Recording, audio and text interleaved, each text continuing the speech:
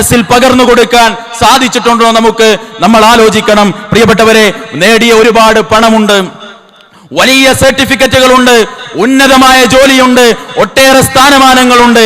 LKG-യിൽ കൊണ്ടുപോയി ചേർത്ത് അന്നു മുതൽ നമ്മൾ ആരംഭിച്ച ഈ വിദ്യാഭ്യാസത്തിന്റെ പഠനയാത്രക്കിടയിൽ നാം നേടിയ ഒരുപാട് സർട്ടിഫിക്കറ്റ് ഉണ്ട്. മരുഭൂമിക്ക് സ്വന്തത്തെ സമർപ്പിച്ച് നമ്മുടെ പിതാവ് നേടിയെടുത്ത വലിയ സമ്പത്തിന്റെ കെട്ടുകളുണ്ട്. പക്ഷേ അതെല്ലാം ഉപകാരപ്പെടാതെ പോകുന്ന, സമ്പത്തുണ്ടായിട്ടും അതുകൊണ്ടൊന്നും ചെയ്യാൻ കഴിയാത്ത, സർട്ടിഫിക്കറ്റുകൾ ഉണ്ടായിട്ട് അതുകൊണ്ടൊന്നും ചെയ്യാൻ കഴിയാത്ത ഒരു നിമിഷം നമ്മളിലേക്ക് കടന്നു വരാനുണ്ട്. പ്രിയപ്പെട്ടവരെ, ഞാൻ എൻ്റെ ഒരു അനുഭവം പറയട്ടെ.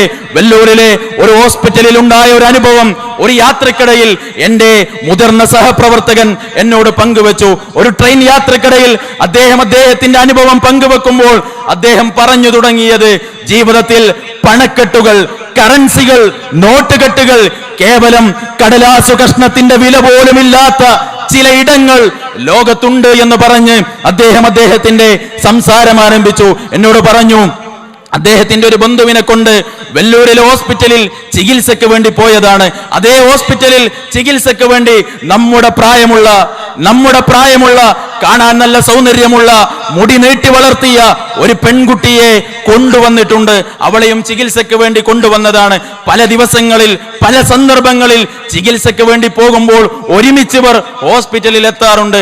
പരിചയപ്പെട്ടു, ഈ പെൺകുട്ടിയുടെ പിതാവിനോട് പരിചയപ്പെട്ടു. അഡ്മിറ്റായ സമയത്ത് ഇവളുടെ പിതാവും ഇദ്ദേഹവും സംസാരിച്ചു കൊണ്ടിരിക്കെ ഡോക്ടർ വന്ന് ചോദിച്ചു അവളുടെ പിതാവിനോട്, നിങ്ങളുടെ മകളുടെ രോഗം എന്താണ് എന്ന് അവളോട് നിങ്ങൾ പറഞ്ഞിട്ടുണ്ടോ? പിതാവ് പറഞ്ഞു, ഇല്ല, ഞാൻ എൻ്റെ മോളോട് അവളുടെ രോഗത്തെ കുറിച്ച് പറഞ്ഞിട്ടില്ല. ഡോക്ടർ തന്നെ അവളെ വിളിച്ചവളോട് പറഞ്ഞു, മോളെ, ബ്ലഡ് ക്യാൻസർ ആണ്. പിന്നെ സ്വാഭാവികമായും ഒരു ബുദ്ധിയും പക്വതയുമുള്ള ഒരു ഡോക്ടർ ഒരു രോഗിയെ ചികിത്സിക്കുമ്പോൾ സ്വാഭാവികമായും പറയുന്ന ഒരു വാക്ക് അതിനോട് ചേർത്ത് വെച്ചു, എല്ലാം ശരിയാവും, ചികിത്സ നടത്തുന്നുണ്ട് എന്ന്. അന്നു മുതൽ മാനസികമായും ശാരീരികമായും അവൾ തളരുകയായിരുന്നു. അവസാനം ആ ഹോസ്പിറ്റലിലെ പ്രത്യേകം ഒരു കൗണ്ടർ, അവിടെ ചെന്ന് വിവരങ്ങൾ അന്വേഷിക്കുമ്പോൾ അവിടെ നിന്ന് കിട്ടുന്ന മറുപടി എന്താണെന്നോ, അവിടെ ചെന്ന് ചോദിക്കുന്നവരോട് പറയും, നിങ്ങളുടെ പിതാവിന്, നിങ്ങളുടെ ഭാര്യക്ക്, ഭർത്താവിന്, മകന്, മകൾക്ക്, സഹോദരന്, സഹോദരിക്ക് ഇനിയൊരു പക്ഷേ 6 മാസത്തെ ജീവിതം, 3 ദിവസത്തെ ജീവിതം, ഇങ്ങനെ ആ കൗണ്ടറിൽ നിന്ന് മറുപടി ലഭിക്കുകയുള്ളൂ. അവിടെ ഒരു കെട്ടു പണവുമായി അവളുടെ പിതാവ് കാത്തു നിൽക്കുന്നുണ്ട്. എൻ്റെ മുതിർന്ന ജ്യേഷ്ഠ സഹോദരൻ അദ്ദേഹം ചെന്ന് ചോദിച്ചു, എന്താണ് ഡോക്ടർ പറഞ്ഞത്? അദ്ദേഹം തിരിച്ചു പറഞ്ഞു, എന്തു പറയാൻ, എന്റെ മകൾക്ക് 3 ദിവസത്തെ ആയുസ് കൂടിയാണ് അവർ നിശ്ചയിച്ചു തന്നത്.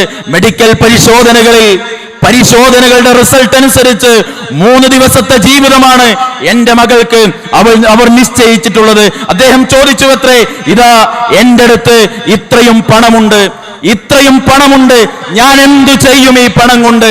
3 ദിവസമാണ് എന്റെ മകൾക്ക് അള്ളാഹു ആയുസ് കൊടുത്തത്, അല്ലെങ്കിൽ 3 ദിവസമാണ് അവൾ ഇനി ജീവിക്കുന്നത് എന്ന് മെഡിക്കൽ റിപ്പോർട്ടുകളുടെ അടിസ്ഥാനത്തിൽ പരിശോധിക്കുന്ന ഡോക്ടർമാർ വിധി എഴുതുമ്പോൾ എന്റെ പണം കൊണ്ട് ഞാൻ എന്ത് ചെയ്യുമെന്ന് ചോദിച്ച് അന്നത്തെ രാത്രി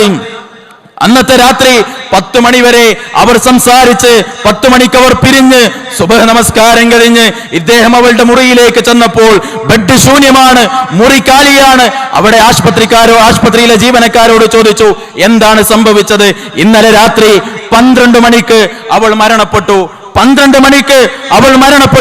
2 മണിയോടുകൂടി ഹോസ്പിറ്റലിലെ കാര്യങ്ങൾ പൂർത്തിയാക്കി നാട്ടിലേക്ക് തിരിച്ചുപോയി എന്നാണ്. പ്രിയപ്പെട്ടവരെ, സഹോദരങ്ങളെ, സഹോദരിമാരെ, അവളുടെ ശരീരത്തിൽ രക്തത്തിന്റെ സഞ്ചാരം നിയന്ത്രിച്ച, ആ രക്തത്തിന്റെ സഞ്ചാരത്തെ സംവിധാനിച്ച അതേ ലോകരക്ഷിതാവാണ് നമുക്കും രക്തസഞ്ചാരത്തെ സംവിധാനിച്ചു തന്നത്.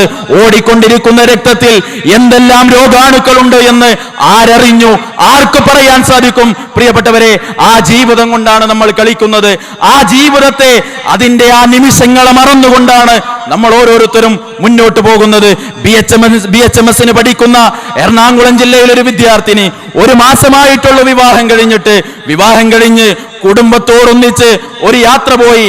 യാത്രാമധ്യേ മനോഹരമായ കാഴ്ചകൾ ഉണ്ട് എന്ന് പറഞ്ഞ് ഒരു സ്ഥലത്തേക്ക് അവളുടെ ഭർത്താവും അവളുടെ സഹോദരനും വാഹനത്തിൽ നിന്ന് ഇറങ്ങിപ്പോവുകയും ശക്തമായ കാറ്റും മഴയും കാരണം ബാക്കിയുള്ളവർ വാഹനത്തിൽ തന്നെ അവരെ പ്രതീക്ഷിച്ച് കാത്തുനിന്ന് ഒരുപാട് സമയം കഴിഞ്ഞും തിരിച്ചു വരാത്തത് കണ്ടപ്പോൾ വീട്ടിൽ നിന്ന് ആ വാഹനത്തിൽ കയറിയ കുടുംബത്തിലെ ആളുകൾ വാഹനത്തിൽ നിന്നിറങ്ങി അന്വേഷിച്ചു പോകുമ്പോൾ കാണാൻ സാധിച്ചത് തൊട്ടടുത്തൊട്ട് കഴിഞ്ഞ നിമിഷത്തിലുണ്ടായ ശക്തമായ മിന്നലിൽ കരിഞ്ഞു കിടക്കുന്ന 2 ശരീരങ്ങളെയാണെങ്കിൽ അവൾക്ക് കുടുംബജീവിതം നയിക്കാൻ സാധിച്ചത്, അദ്ദേഹത്തിന് ഭാര്യയോടൊപ്പം കഴിയാൻ സാധിച്ചത് 1 മാസമാണെങ്കിൽ പ്രിയപ്പെട്ടവരെ പറയൂ, ആ ലോകരക്ഷിതാവ് തന്നെയാണ് എന്നെയും നിങ്ങളെയും നിയന്ത്രിക്കുന്നത്. അതുകൊണ്ട് ഏത് നിമിഷവും അവസാനിക്കാവുന്നതാണ്, എപ്പോൾ വേണമെങ്കിലും തീരാവുന്നതാണ് ഈ ജീവിതമെന്ന ഒരു ബോധ്യപ്പെടൽ നമുക്ക് ഓരോരുത്തർക്കും ഉണ്ടാവേണ്ടതുണ്ട്. തലേ ദിവസം ഒരുമിച്ച് ഭക്ഷണം കഴിച്ച് പിരിഞ്ഞ് ബൈ പറഞ്ഞ് നാളെ കാണാമെന്ന് പറഞ്ഞ് തിരിച്ചുപോയ സുഹൃത്തിന്റെ മയ്യത്ത് നമസ്കരിക്കാൻ എത്തിയിട്ടില്ലേ പ്രിയപ്പെട്ടവരെ? പിറ്റേ പ്രഭാതത്തിൽ ഇന്ന സമയത്ത് കോളേജിലേക്ക് എത്താമെന്ന് പറഞ്ഞ ആ സമയത്ത് മയ്യത്ത് നമസ്കരിക്കാൻ പള്ളിയിലേക്ക് അങ്ങോട്ട് പോയ എത്ര അനുഭവങ്ങൾ പ്രിയപ്പെട്ടവരെ നമ്മുടെ ജീവിതത്തിലുണ്ട്. അവരുടെ മയ്യത്തും ചുമന്ന് പള്ളിക്കാട്ടിലേക്ക് നടന്നെടുത്ത് 6 അടി മണ്ണിലേക്ക് അവരുടെ ശരീരത്തെ ഇറക്കി വെച്ച് മൂടുകല്ലും വെച്ച് പിടിമണ്ണും വാരിയിട്ട് നമ്മൾ തിരിച്ചു നടന്നപ്പോൾ എന്നെങ്കിലും ഒരിക്കൽ പറഞ്ഞിട്ടുണ്ടോ, ഇന്നലെ ഭക്ഷണം വാങ്ങി തന്നവൻ, ഇന്നലെ ഭക്ഷണം കഴിക്കാൻ കൂടെ ഉണ്ടായിരുന്നവൻ, നമ്മോടൊപ്പം ഉണ്ടായിരുന്നവൻ അതാ 6 അടി മണ്ണിലാക്കി മൂടുകല്ല് വെച്ച് മണ്ണ് വാരിയിട്ടാണ് ഞാൻ തിരിച്ചു പോരുന്നത്. എത്രയാണ് എന്റെ ജീവിതത്തിനുള്ള കാലാവധി, എത്രയാണ് എനിക്കുള്ള ആയുസ് എന്നെങ്കിലും ഒരിക്കൽ ചോദിച്ചിട്ടുണ്ടോ പ്രിയപ്പെട്ടവരെ? നമ്മളോട് ആലോചിക്കണം. ഒരു ചെറിയ രോഗം അല്ലെ, തൊട്ടടുത്ത സാധാരണ ഒരു ഡോക്ടറെ അടുത്ത് പോയി പരിശോധിച്ച് ലബോറട്ടറിയിൽ കൊണ്ടുപോയി രക്തം പരിശോധിച്ച് റിസൾട്ടിന്റെ പേപ്പറുമായി ഡോക്ടറുടെ മുന്നിൽ വന്ന് അതിലെ വരികൾ നോക്കി അദ്ദേഹം ഒന്ന് നെറ്റിച്ചുളിച്ചാൽ അദ്ദേഹം പറയാൻ മടിക്കുന്ന ചില വാക്കുകളെ എന്തു പറയണമെന്ന് ആലോചിച്ച് ഓർത്തെടുത്ത് ചില വാക്കുകൾ പറയുമ്പോൾ നിങ്ങൾ മറ്റൊരു ഹോസ്പിറ്റലിലേക്ക്, കുറച്ചുകൂടി ഉന്നതമായ ഒരു ഹോസ്പിറ്റലിലേക്ക് ചികിത്സ തേടി പോകണമെന്ന് പറയുമ്പോൾ അവിടെ അവസാനിക്കാവുന്നതേ ഉള്ളൂ നമ്മുടെ ജീവിതം, അവിടെ തീരാവുന്നതേ ഉള്ളൂ നമ്മുടെ ജീവിതം. അതുകൊണ്ട് ഈ ജീവിതം എന്ത്, ഈ ജീവിതത്തിനപ്പുറം എന്ത്, എന്റെ ജീവിതത്തിന്റെ അവസ്ഥ എന്ത്, എവിടെ അവസാനിക്കും, ഒരു ഉറ്റാലോചന നമുക്കുണ്ടാവേണ്ടതുണ്ട്. ഓടിച്ചുകൊണ്ടിരിക്കുന്ന ബൈക്ക്, അതിന്റെ നിയന്ത്രണം നമ്മുടെ കയ്യിലാണെന്നാണ് നമ്മൾ വിചാരിച്ചത്. പക്ഷേ നമ്മുടെ കയ്യിലായിരുന്നില്ല അതിന്റെ നിയന്ത്രണം എന്ന് ബോധ്യപ്പെടുമ്പോൾ ആ നിയന്ത്രണം ഒന്ന് വിട്ടാൽ, ആ പിടിയൊന്ന് വിട്ടാൽ, ഉദ്ദേശിച്ചിടത്തേക്ക് വാഹനത്തെ നിയന്ത്രിച്ച് കൊണ്ടുപോവാൻ സാധിക്കാതിരുന്നാൽ പേരുമാറും, ജീവിതം അവസാനിക്കും, മറ്റൊരു ജീവിതം നമ്മെ തേടി വരുമെന്ന ആ ഒരു ബോധം നമ്മൾ ഓരോരുത്തരും നമ്മുടെ മനസ്സിൽ കാത്തു സൂക്ഷിക്കേണ്ടതുണ്ട്. അതെപ്പോൾ വേണമെങ്കിലും ആകാം, ഏത് നിമിഷത്തിലുമാകാം, ഇന്നാവാം, ഈ സംസാരം കഴിയുമ്പോഴാകാം, ഇന്നത്തെ സെഷൻ അവസാനിക്കുമ്പോഴാകാം, തിരിച്ചു പോകുമ്പോഴാകാം.